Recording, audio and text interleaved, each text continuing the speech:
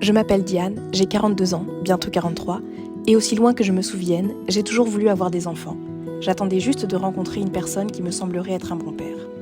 Je rencontre le premier homme qui me donne enfin la confiance pour me lancer dans l'aventure de la parentalité à 30 ans. Après 3 ans de relation, nous tentons naturellement, mais au bout d'une année, toujours rien.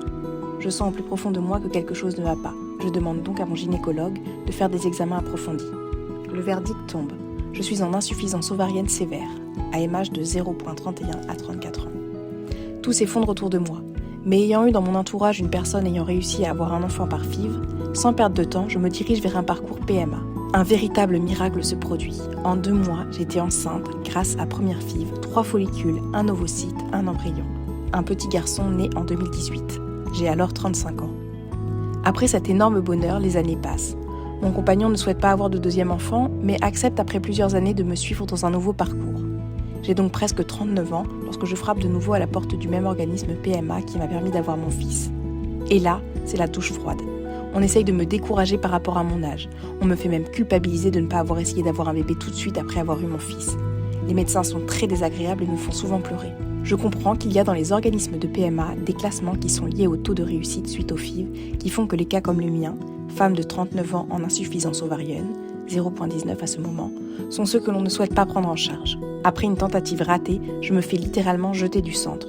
On vous avait bien dit qu'il n'y avait aucune chance, alors qu'officiellement en France, on peut faire 4 FIV remboursées par la Sécu. Je me tourne vers plusieurs centres qui soit me refusent, soit me proposent des inséminations qui échouent.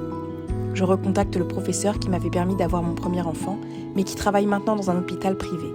Il m'a dit « On commence le protocole tout de suite, je ne promets rien, mais on n'a pas de temps à perdre. » Malheureusement, malgré toute sa bonne volonté, mes 2 tentatives de FIV échouent. Le centre me propose alors le don d'ovocytes, une solution que je n'avais pas envisagée jusque-là. Je contacte en parallèle Fertiline qui me donne un nouvel espoir. Je change mes habitudes alimentaires, j'applique tous les conseils en termes de sommeil, d'hygiène de vie, je reprends le sport et surtout pour la première fois, je me sens accompagnée et soutenue. On y croit avec moi. Cependant, un médecin me diagnostique en janvier 2024 comme préménopausée et refuse de prendre mon dossier dans sa clinique. AMH à 0,01 et un follicule à l'échographie. Votre FIV ne se fera pas ici, madame. Je commence un nouveau travail en septembre car j'avais vraiment besoin de renouveau dans ma vie et également besoin de gagner plus pour financer un parcours PMA en Espagne sous les conseils de Fertiline. En novembre, je sombre en dépression car je n'ai plus de règles. Je me dis que le médecin avait raison, la ménopause arrive à grands pas. Cette absence de règles m'empêche de commencer les analyses à réaliser à certains moments du cycle liés au parcours que j'ai entamé à distance avec la clinique espagnole.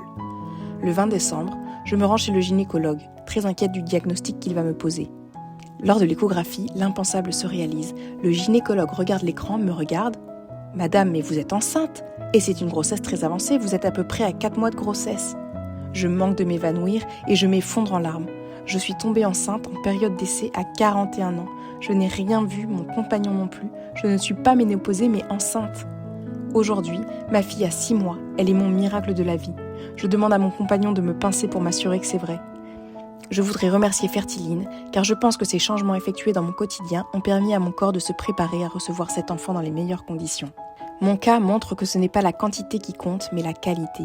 Je pense très fortement à toutes ces femmes en insuffisance ovarienne et je voudrais leur donner un espoir. C'est possible. Ne laissez pas le corps médical vous décourager. Malgré mes 2 enfants, je regarde encore les groupes de fertilité, car je me sens profondément liée à vie à toutes ces femmes, ces couples dans l'attente d'avoir un enfant. Je vous souhaite à tous de tenir votre ou vos enfants dans les bras dans quelques temps.